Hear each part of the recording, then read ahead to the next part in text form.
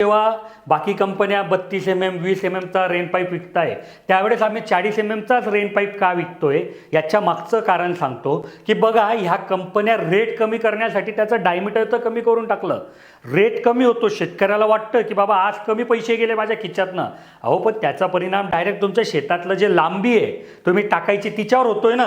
म्हणजे आता आम्ही काय सांगतो की बाबा 40 mmचा जो रेन पाईप आहे तो सबलाईनपासून तुम्ही 100 ते 110 फुटापर्यंत टाकू शकतात आणि तिथेच जर तुम्ही 32 mmचा रेन पाईप घेतला तर हा अंतर कमी होऊन जातं.